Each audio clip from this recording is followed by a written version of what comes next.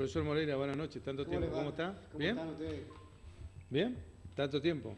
Cierto. Se viene una feria del libro muy importante en Cadacatí, si no me equivoco, ¿puede ser? Itatí, Itatí. y está en este momento Bellavista, y la que se viene es la de La Cruz la otra semana. La Cruz. Bueno, La va a Cruz. estar, por supuesto, en todas. Sí, en Itatí no pudimos estar, la gente de la editorial envió a otra persona a presentar el libro, porque si no yo tengo que estar presente en lugares que a veces coinciden o que por mi actividad no puedo cumplir, entonces eso hace que vaya otra persona. Bueno, el juicio del bombero, queríamos ver acá algunas imágenes, algo.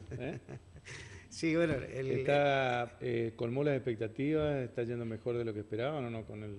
sí, porque es un tratamiento distinto, no tiene que ver, es un juego de palabras entre lo científico y lo popular, en este caso, donde se expone una situación verídica acontecida en un pueblo de Corrientes, en una época, en el siglo pasado, donde un padre ante la desaparición de sus hijas denuncia precisamente como culpable del hecho al bombero. Y por supuesto esto llegó hasta las altas esferas, y en base a eso yo desenrajo toda una historia que fue lo que más llamó la atención, que la gente no cree que pueda ser un hecho real, y es así, ¿no es cierto? Y en base a eso hay un juego, ya te digo, entre lo que verdaderamente se sabe científicamente, que hay estudiosos del tema, y entre lo que la gente cree, la creencia popular. Que es lo que más predomina seguramente. Y el mito predomina en un 80%, en un 70% sobre lo otro, porque aparte no es una cosa que se pueda ver o palpar, nadie puede decirte el bombero es de esta o tal o cual forma, lo que te decía hoy de lo de Formosa, por ejemplo. Así que en Formosa potenció la venta del libro. Claro, porque se hizo una publicidad que aquel que no pagaba los impuestos lo llevaba al bombero. Y hoy me hablaban de la editorial del Chaco, que en Chaco no es que se potenció extremadamente, sino que se vendieron más ejemplares de lo habitual, porque hay gente que va de curiosidad, porque, bueno, o porque no sabe qué es bombero, o porque quiere saber más. Entonces, es un golpe de suerte. Claro. ¿Interactúan en la Feria del Libro, en la presentación del libro con el público, o se hace después, no en la presentación, sino en el... Yo pido que haya que sea como esto, o sea, que la gente, mientras yo esté hablando, pueda interrumpirme y pueda expresar lo que piensa. A veces se da, a veces no, depende del público. En Paso de los Libres fue espectacular, lo mismo que en Cadacatí. En el Chaco se participa mucho, también, en Misiones igual. Eso es importantísimo. ¿Lo más extraño que te hayan preguntado, José, con respecto al bombero? No, que hayan contado cosas que a mí inclusive me hayan sorprendido. O sea, la gente, uno no puede ir en contra de lo que cree la gente, ¿no es cierto? Entonces eso hace que vos debas respetar, aceptar más allá de la coincidencia o no, o de la imposibilidad de comprobar el hecho en sí. Si no, uno no escribiría. O sea, hay una serie de situaciones que son inverosímiles. Por ejemplo, caracterizar un bombero, por ejemplo. No hay uno que diga, sí, yo lo vi. Sin embargo, hay gente que te dice que lo vio. Y bueno, uno no puede entrar en una discusión de ese nivel porque estás contradiciendo su opinión, ¿no es cierto? ¿Y el que te dice lo vi, te lo describe?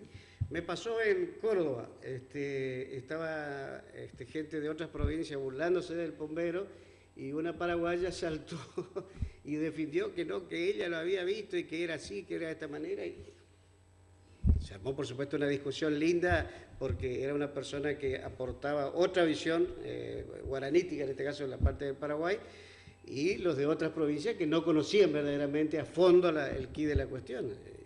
Y la gente participa, porque es un tema que atrapa, que interesa, que apasiona, y la gente está en la búsqueda de cosas desconocidas y que en cierta medida lo ayude en sus situaciones.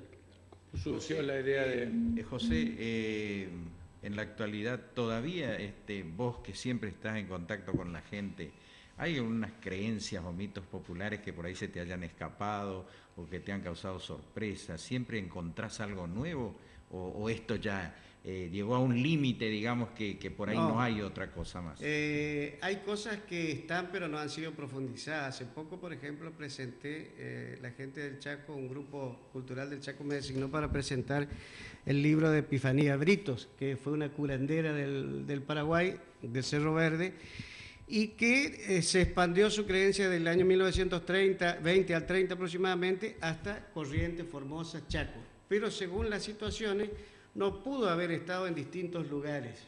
Y es un trabajo que hizo un destacado historiador ya fallecido del Chaco, y bueno, como no pudieron publicarlo, los familiares y los amigos lo hicieron, y eso también lo presentamos, el caso de Epifanía Brito, que es una chica que resucita en su velatorio y empieza a curar. Eso fue el caso nuevo, que yo lo conocía como mención, pero no sabía los pormenores. Ah, claro. Claro, por eso decir que permanentemente pueden surgir nuevas cosas, ¿no? Siempre surgen nuevas cosas porque cada pueblo le va agregando, va condimentando con su interpretación lo que cree o lo que le hace falta, lo que necesita. Hay que justificar un montón de cosas que son inexplicables. Entonces, para eso yo creo situaciones como sería una especie de mentira piadosa, donde hay una especie de complicidad, si se quiere, popular, porque todos sabemos que no existe. Y acá en la esquina, por ejemplo, vos que permanentemente hablas con la gente, recorres todos los lugares de esquina, por ahí que quizás investigando, ¿pensás que podés encontrar algo más sobre estos temas? Bueno, yo encontré dos, uno es el Rubio Manso, un hombre que fue degollado en la zona de Colonia Schweizer, y otra el Saludador, en base a un escrito que había hecho Rosaura Schweizer, donde los mencionaba y explicaba la situación y la creencia, y fui a preguntarle a los de mayor edad, gente de 90 y pico de años, se acordaban, y por supuesto se descubrieron cosas importantísimas. El Saludador aparentemente era alguien que se acercaba a las estancias o a los campos para anunciar desgracias.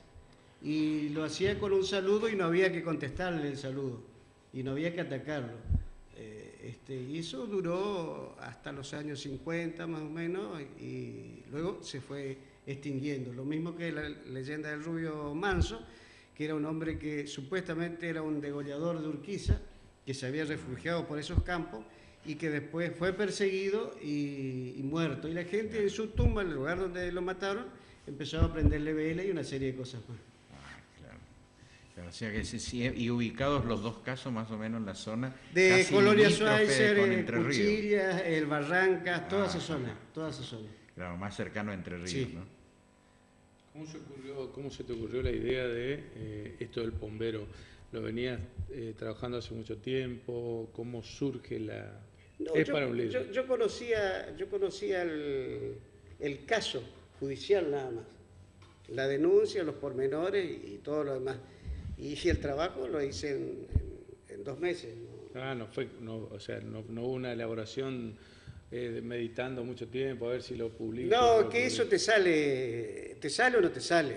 O sea, puede salir en 2 años, en 1 mes, en 10 días, depende del tiempo que vos tengas, la situación, tu estado de ánimo, la inspiración juega un factor. Hablando en términos automovilísticos, si te embalás o lo que pasa es que cuando vos embalás es muy difícil que pare, sale todo. Claro, que sobre todo con la experiencia que tenés y la inspiración, claro, es algo aparte que uno ya está influenciado, o sea, históricamente ya está influenciado por los distintos escritores. Además, lo que dice la gente, lo que tiene como experiencia personal y lo que ya le agrega con el hecho y más el condimento o la creatividad que uno le pone. Por ejemplo, yo invento un congreso de detractores y de gente que estaba a favor del bombero, que es una cosa muy loca, no se puede dar. Y de esa discusión se producen una serie de situaciones que terminan precisamente con el golpe de Estado, el último golpe de Estado, y que por supuesto las desapariciones que posteriormente van a ocurrir también son endilgadas al bombero. Total, al bombero se le culpa de todo. Él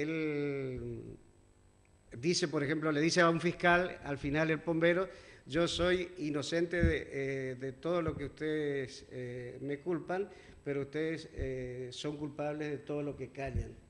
O sea, dándole a entender de que es la sociedad que utiliza una figura, en este caso un duende, para tratar de justificar actos que están reñidos con la moralidad, como te decía el caso hoy, el aprovechamiento político, en este caso por parte del gobierno de una provincia, para que la gente pague los impuestos. Bueno, puede ser tomado a risa, yo miraba los comentarios, hay espectaculares, hay para escribir otro libro. Sí, sí. Y porque la creatividad de la gente, y sobre todo de la gente, como decía hoy el ciudadano común, la pregunta que te hacían, esta pregunta que te hacían, la gente que tiene o que está en la permanente búsqueda de cosas, y sobre todo esto tiene más que nada que ver la consulta. Por ejemplo, yo lo entrevisté a Yampey, que es el máximo guaranicero, si podríamos llamarlo así, un hombre de 95 años. Es una eminencia, uno de los grandes pensadores de Corrientes, que es paraguayo, pero reside en Corrientes. Y después Marilí, que le dicen la pombera. Entonces, ellos tienen historias para contar y anécdotas para contar días y días enteros.